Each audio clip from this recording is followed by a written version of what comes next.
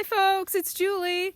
I am so sorry that we're doing outdoor learning online, but let's make the best of it. And what I'm going to do today is show you some specifics on how incredibly easy it is to take your classroom outdoors. So easy.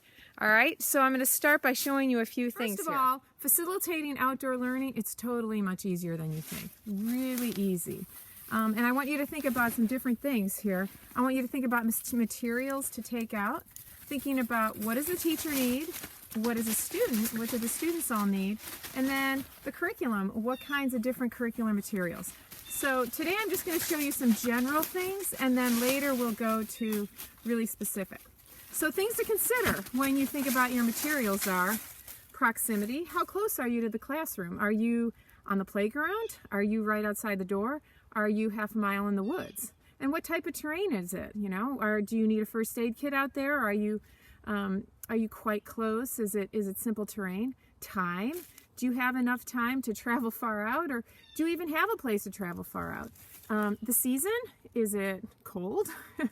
Weather, wind, rain, snow, thinking about all those things, because a lot of materials blow easily in the wind. And then the type of lesson. Is it a math lesson that has a lot of little manipulatives? And then the fun factors, thinking about all the ways to make it fun. All right, so I'm going to start with the one bag I always carry, and you're going to laugh at me because it's a fanny pack. It's probably 20 years old. It was a Camelback pack for hydration, for skiing. I always carry that, and things that I put in it are a phone, a mini first aid kit, tiny little first aid kit. I've noticed over the years that kids tend to want Kleenex, so I carry some Kleenex for them. And then here's the big one for us in the Northeast. I carry tape because we have an incredible amount of ticks in the woods. So we'll talk later about how to prevent getting ticks on kids. But one thing I just do is if a tick's crawling up, then we take the tick off, we stick it in tape, and then I put it in a bag. So we don't have to deal with that tick, it's gone. Something else I always carry is a notebook. I have everyone's name in it and all my curricular. I totally keep track of my curriculum in a tiny notebook. Carry hand sanitizer. Here's the neighbor's dog coming in. That's our dog, Sadie. They're playing. I carry a dry erase marker, a pen, and a Sharpie. I always carry Sharpies. Other thing is during bug season, you're going to want, during black fly season, especially head nets.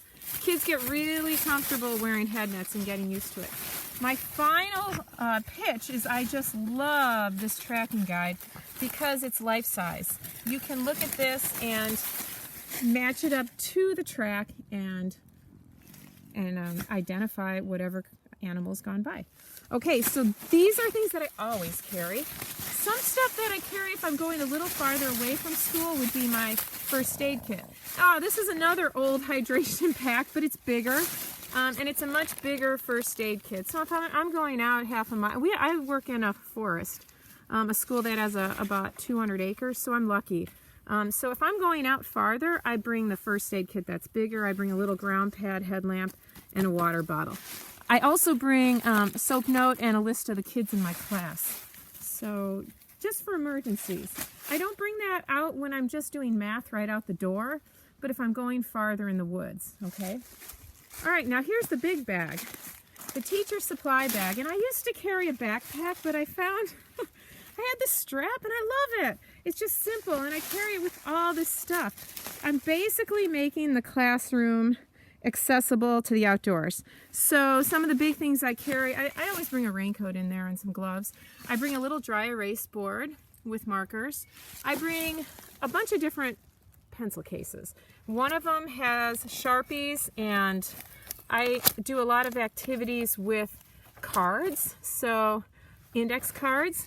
We do a lot with sticky notes and jotting and reading and writing. We make clotheslines for history.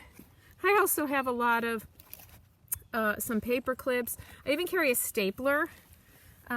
This is sunscreen and bug repellent. That's another great thing. I always feel like I run out of tape, so I carry tape. Carry a ground pad for myself. I carry a clipboard. Clipboards are like a great feature to take in the woods. So I always carry a clipboard. with lined paper and graph paper. Another pencil case I take out is pencils, because kids inevitably sometimes lose theirs. And I also take out some glue sticks. In addition to that, I use the trees as a black bulletin board basically, and so I bring some pins. A few more items that I take out are, during hunting season, I carry some, we have the kids wear orange vests, and I have flagging material in case we have a missing person incident. I also carry a garbage bag and props. It's always fun to have props.